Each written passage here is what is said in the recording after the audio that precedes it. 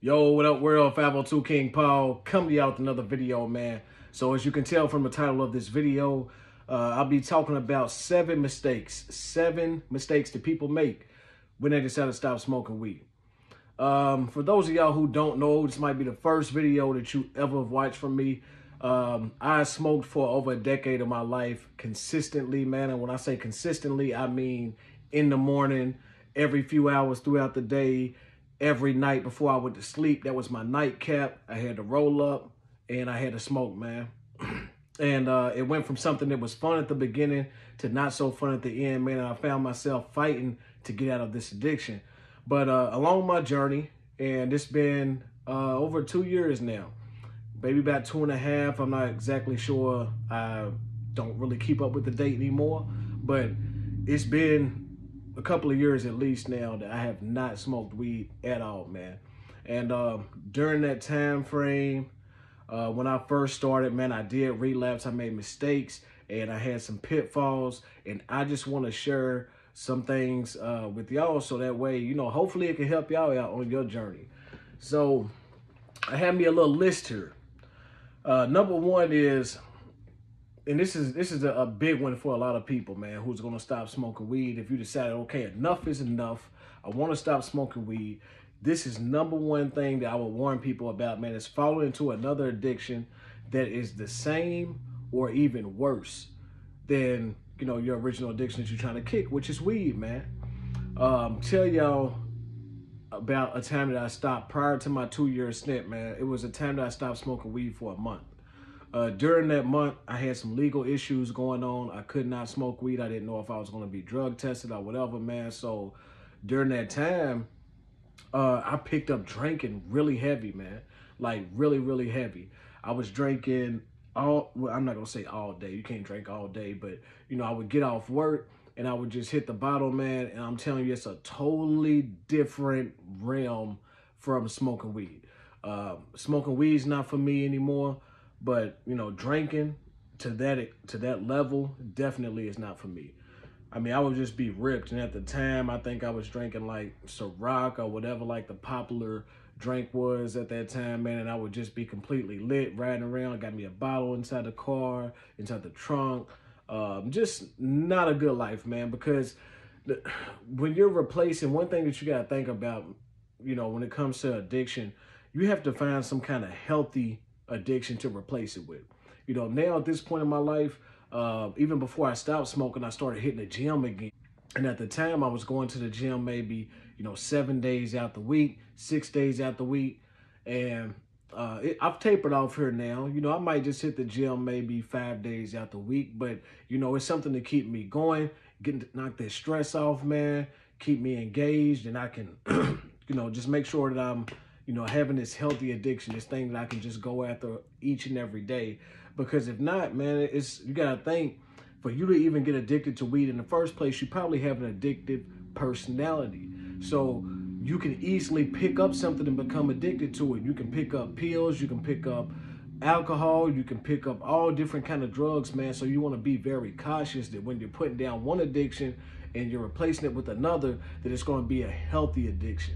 That's the number one thing I would say, man, because I don't want to see anybody start on this journey and say, okay, I'm going to stop smoking weed, but I'm going to pick up this bottle and I'm going to replace it with that. Worst thing you can do, man. Them hangovers are no joke. Your production's going to go way down. You'll probably be worse off than if you was just smoking weed by yourself in the first place, man. So just keep that in mind. Number two, keeping weed around the house. Now, I've heard people... I've not heard, but I've seen people write down inside the comments before, and they'll say, you know, I got this little bit of weed. Should I keep it? You know, should I whatever? Man, I'm going to tell you from my personal experience when I stopped smoking weed, do not keep any around the house. I was so addicted to where I felt like, okay, I need to keep me a little bit close. I couldn't see myself just throwing it away, flushing it, giving it away, any of that stuff, man. I said I want to keep me a little bit close. I'm committed to not smoking weed anymore, but I want to have it here just in case those withdrawals kick in too heavy for me, man. I want to be able to at least say, okay, it's right there. It was a mental thing for me. Okay, I'm not going to call the plug. I'm not going to call and, you know, give me some more weed, but I'm going to keep this little bit of weed here. You know, what if I hit these withdrawals so hard and I need to smoke right there at that moment? I just wanted to have it at within my reach. I wanted to have it within my grasp if I chose to do it. Now that's a mistake, because you will eventually crack. You will eventually have those days, that time where that stress is going to get to you. Life is going to be hitting you hard. And you're going to say, okay, man, I'm not going to smoke. I'm not going to smoke. And you may put it off, but eventually I ended up smoking what I had left over, and that cycle just went on for a little bit longer, man. So it made me relapse. It made the relapse that much more easier. So just keep the weed away, man. What I suggest, I see a lot of people that put down in the comments as well, man, they just flushed it. They flushed it. They threw it away. They got rid of it. That's the best thing that you can do. I don't care. Give it away. Whatever it is that you got to do, man, just give it away, and, you know, just keep it away from you and just stay strong through the process. Number 3, you got to stop going to every smoke session with your friends, man. Thank God I got a solid circle of people around me. I didn't lose any friends throughout the process. It made the friendships a little bit strange at the beginning because, you know, that was our bond. That was our thing, you know. We got together and we smoked weed.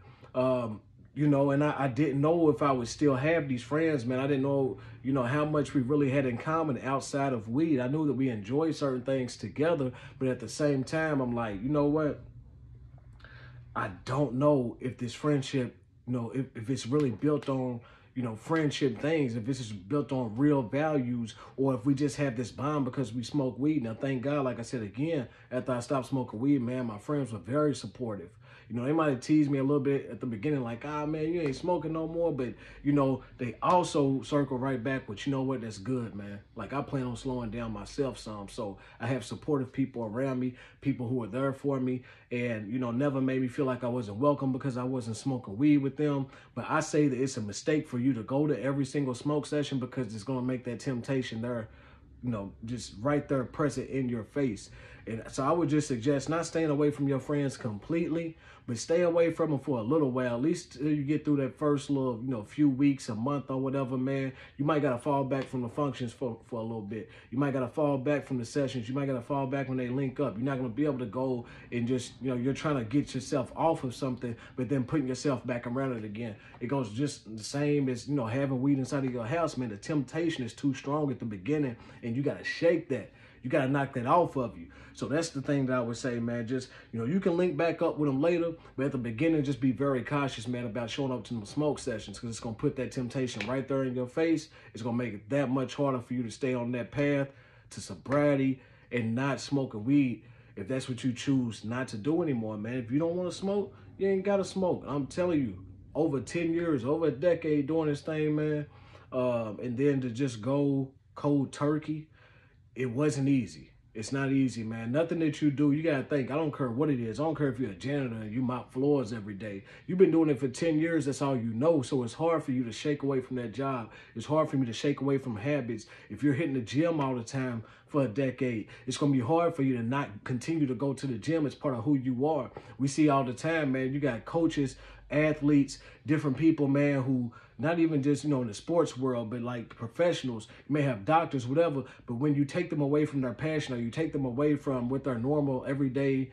living is, they just don't know what to do with their life. So I just think it's extremely important to keep in mind, man, that, you know, for a while, it's going to be uncomfortable, but that's okay. You can't grow without being uncomfortable in life, man. Number 4 on the list. Number 4 mistake on the list is not finding a new outlet for stress. Because you got to think, man, the main reason why people smoke weed is because they stressed out, man. They don't want to bloop out. They don't want to, you know, cuss out they spouse, they boss. You know, they don't want to lose it. You know, it's all kind of things going on inside the world, man. It's always going to be things going on inside the world. But you got to find a different outlet for that stress. Because if you don't find a new outlet, such as working out, reading, writing, whatever it is you do, cycling, walking, whatever, meditating, you got to find something that's going to help to alleviate that stress. For me personally, like I said, I started hitting that gym. That was the main thing that helped me out, was hitting that gym every day for a while. I had to wear myself down because I was used to that nightcap at night smoking. I said, okay, I got to make myself super busy. I made me a full schedule from the time I wake up to the time I go to sleep. My schedule was packed. My schedule was booked. That way, I don't even have to worry about falling off. I don't even have time to think about smoking weed because my schedule is so busy. I got it scheduled out every 30 minutes of the day. I got something else going. I got something, I might do this for an hour, do this for 30 minutes. I got, from the time I wake up to the time I go to sleep, I had a whole regimen. And I also had different things I was doing throughout the day, whether it was journaling, whether it was hitting up that gym, whatever it is, man, I had to find those outlets for stress. And it's extremely important because you will fall back into that pattern if you don't have a new outlet for stress, guaranteed. Happened to me, man, happened to a lot of other people that I know. Number five mistake that people make is losing your identity. And what I mean by this is when you smoke weed for so long, you start to, that becomes part of your identity. It becomes part of who you are as a person. You smoke weed. I'm just a weed smoker. This is what I do. But when you stop smoking weed, you feel like you kind of lose a little piece of yourself. And this is for a whole lot of different reasons that I won't go into inside this particular video. But you start to feel like, who am I? Like, I've been smoking for so long, and now I'm just making this change and shift inside of my life. Who am I? And that requires you to do a lot of self-reflection, man. A lot of self-reflection. Sometimes it may require you to go back to who you was before you stopped smoking weed. What was your life about at that point? And for other people, it may be creating a whole new identity altogether. So, just keep in mind that you're going to feel like you're losing something, but what you're gaining is so much more when you decide to stop smoking weed, man. I'm just being 100 with you. Number 6 mistake that people make when they decide to stop smoking weed or they stop smoking weed is not going through the motions and then falling back into smoking again. And what I mean by that is they don't even allow themselves, like they get that first little that little, that moment of, I feel like I'm going through a withdrawal. I feel like I need to smoke. They don't, as soon as that adversity hits, they don't just go through the motions of that and just ride it out. They immediately just hop back into it. I feel like I want to smoke. I feel like I need to smoke, so I'm going to smoke. Or, they don't go through the motions of, like I just said in the last one, that identity, like, who am I? You have to go through those motions when you stop smoking weed. You got to understand who you are. You got to understand who God created you to be. And sometimes, man, when you're so clouded in your mind, you're not focused on that.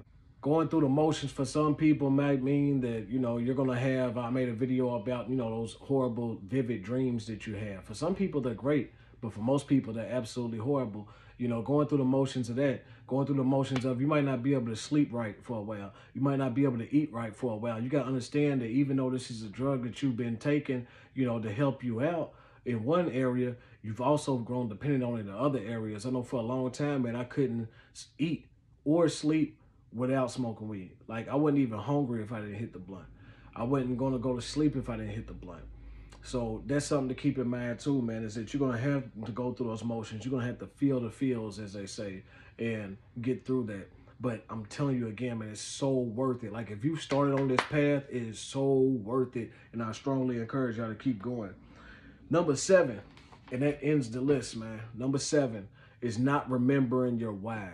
Why did you decide to stop smoking in the first place? For some people, it's going to be family related. You may say, okay, I'm doing this for my family. I'm doing this for my kids. I'm doing this for my spouse. I'm doing this for me. I'm doing this because I want to be the best version of myself that I can possibly be. And just, it may work for some people who smoke weed, but it doesn't work for me. You got to remember your whys. If it's financial, if it's because you got some goals that you want to achieve, a job that you want to get, whatever it is, like, what is the reason? What's that initial reason that you said enough is enough? And you got to write that down, make it concrete, and you got to look at that every single day. If it's a list, write down that list, those whys of why you're going to stop, why you need to stop smoking. So that way you can stay on it, man. That's just a few things that I've taken from it, but I want to close out this video and just say this. It's not easy. It's not easy at all, man. Like I said, 10 years, over 10 years of smoking hardcore and then saying, you know what, enough is enough. And before I got to that point, there were so many times where I said, man, I just want to stop. I just want to slow down. And another year would go past, another year, and another year, and another year. And I would always say to myself, after a while, I got tired of, seemingly like just lying to myself. I'm like, you know what? I want to stop, but I'm not going to stop. So I'm just going to stop saying that I'm going to, quit smoking weed altogether. And it's not that I was being dishonest with myself, but it's just sometimes things take time. You know, sometimes it's going to be a process for you. Sometimes you got to go through some things for you to really be like, okay, my whys are outweighing anything else. That, you know, any benefit that I think that I'm getting from it, my why I'm going to stop smoking, you know, that's way more important than any benefits that I perceive me getting from smoking weed. And that's just is what it is, man. You got to stay in it, stay strong. I truly pray that anybody watching this video, man, that you just stay in there, stay strong. If you done came on this journey, man, stay strong. God got you. I guarantee you, you can do anything through God. One thing about my life, man, I done been through so much. I done been through so many ups and downs. I done been let down. I done been in the lowest of places inside of my life, man, and God has always pulled me through. Every time you got that faith of a mustard seed, just that little bit of faith, I guarantee it'll put you through, man. I guarantee it'll put you through, but you got to believe. You got to believe that you are God's child. You got to believe that God has the best in store for you. But sometimes it may require you to give up something in order to get everything, man. 502 King Paul. If y'all like anything about this video, anything at all, take a moment, go down below, like the video, leave me a comment, subscribe to the channel. Hey, man, it don't take nothing. It takes nothing for you to just go and like the video. Quick 1 second.